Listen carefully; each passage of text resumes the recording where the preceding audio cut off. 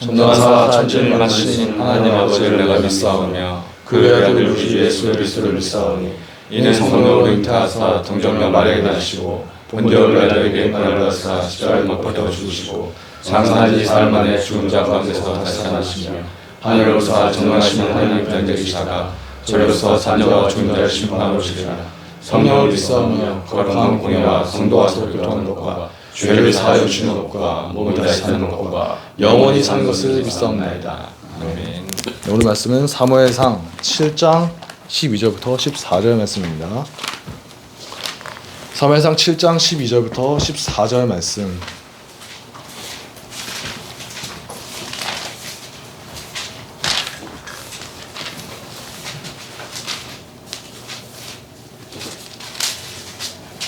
네, 7장 12절부터 14절 말씀. 네, 번갈아 가면서 교독하고 마지막은 합독하도록 하겠습니다. 시작. 제가 먼저 읽겠습니다. 사무엘이 돌을 취하여 미스바와 센 사이에 세워 이르되 여호와께서 여기까지 우리를 도우셨다 하고 그 이름을 에베네셀이라 하니라. 이에 블레셋 사람들이 굴복하여 다시는 이스라엘 지역 안에 들어오지 못하시므로 여호와의 손이 사무엘이 사는 날 동안에 블레셋 사람을 막으시매 블레셋 사람들이 이스라엘에게서 함께 읽겠습니다. 블레셋 사람들이 이스라엘에게서 빼앗았던 성읍이 에그론부터 가드까지 이스라엘에게 회복되니 이스라엘이 그 사방 지역을 블레셋 사람들의 손에서 도로 찾았고 또 이스라엘과 아모리 사람 사이에 평화가 있었더라. 아멘. 네. 동트 이전이 가장 어둡고 춥다라는 제목으로 하나님의 말씀 증거하도록 하겠습니다. 우리가 보면 데드 포인트, 러너즈 하이라는 게 있죠. 4점이라는 게 있습니다. 이제 한참 뛰다 보면 정말 죽을 듯이 힘든 게 있어요. 특히 운동 부족인 사람들은 그게 심하죠. 계속 뛰어요. 힘든데도 죽을 것 같은데 계속 뛰다 보면 어느 순간 굉장히 편해지는 때가 온다는 겁니다. 그걸 러너즈 하이라고 하는데 우리가 일상생활 가운데서도 그런 경험들이 많이 있죠. 정말 죽을 듯이 힘든데도 그걸 참고 견뎠더니 마침내 마음이 편해지고 일이 해결되는 순간이 오더라. 언젠가 끝은 온다 라는 말이 있습니다. 예전에 세상에서 가장 지혜로웠던 왕이 세상에서 가장 지혜로운 것들을 모아서 한 문장으로 했을 때 무엇이 있느냐 라고 했을 때 결론이 이 또한 지나가리라 라는 말이 있죠. 기쁨도 지나가고 슬픔도 지나가고 어려움조차도 결국 지나가고 모든 것이 끝날 때가 온다는 것입니다.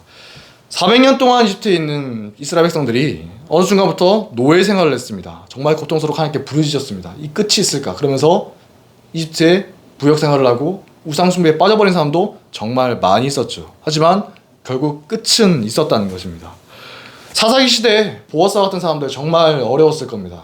주변을 바라보면 다들 암흑 속에서 살아가고 자기 살아간 시대가 암흑 시대였지만 끊임없이 자기 가정 내에서 말씀을 전수하고 잘 이어나갔던 결과 사사기 시대를 마무리하고 왕정 시대를 여는 위대한 왕 다윗이 탄생할 수가 있었다는 것입니다. 사울 시대도 어땠습니까? 참으로 어려운 시대였죠. 영적으로 암흑기였고 그리고 사울 왕이 죽음으로써 이스라엘이 멸망하기 직전에 그런 위험한 상황에 처했는데 하나님께서 준비하셨던 빛과 같은 다윗 시대로 넘어갈 수가 있었다는 것입니다. 이처럼 우리가 시편 73편에 나오는 아사베 시를 보면 잘 나오는 것처럼 참으로 우리가 이해할 수 없는 많은 어려운 일들이 우리 인생 가운데 있다는 거예요. 그때 중요한 것은 무엇이냐? 한탄이 터져나오고 원망이 나올 수가 있습니다. 없다고 하면 거짓말이겠죠. 위선자고 가식적인 사람일 것입니다. 솔직하게 하나님 앞에 토해내시라는 것입니다. 하지만 중요한 것은 무엇이냐? 거기에 머물러서 원망과 한탄만 하고 있으면 그러다가 망하거나 변질되어 버린다는 거예요. 속에 독으로 가득 차서 끝나버린다는 것입니다. 중요한 것은 말씀과 기도로 사무엘처럼 준비된 자가 되고 다윗처럼 준비된 자가 되어야 된다는 것이에요. 그렇게 됐을 때 마침 하나님의 때가 왔을 때 우리가 쓰임받을 수가 있다는 것입니다. 우리도 일상생활 가운데서 그리고 교회생활 가운데서 참으로 많은 일들이 있죠. 아무 생각 없이 견뎌내는 것도 참으로 힘들지만 하나님 안에서 마음을 다잡으시기 바랍니다. 이 또한 지나가리라. 하나님의 때가 왔을 때 내가 무엇을 할 수 있을까? 말씀으로 잘 준비된 자가 되고 말씀으로 준비된 사람들이 한 명 한 명 더욱더 늘어나는 그런 믿음의 공동체가 되기를 주님의 이름으로 축복합니다. 주기도문으로 마무리하도록 하겠습니다. 하늘에 계신 우리 아버지여 이름이 그렇게 여김을 받으시오며 나라의 마음이시며 뜻이 하늘에서 같이 땅에서도 이루어지이다. 오늘 우리에게 일용할 양식을 주옵시고 우리가 우리에게 죄진 자를 사하여 준 것 같이 우리 죄를 사하여 주옵시고 우리를 시험에 들게 하지 마옵시고 다만 악에서 구하옵소서. 되게 나라와 근사와 영광이 아버지께 영원히 있사옵나이다. 아멘.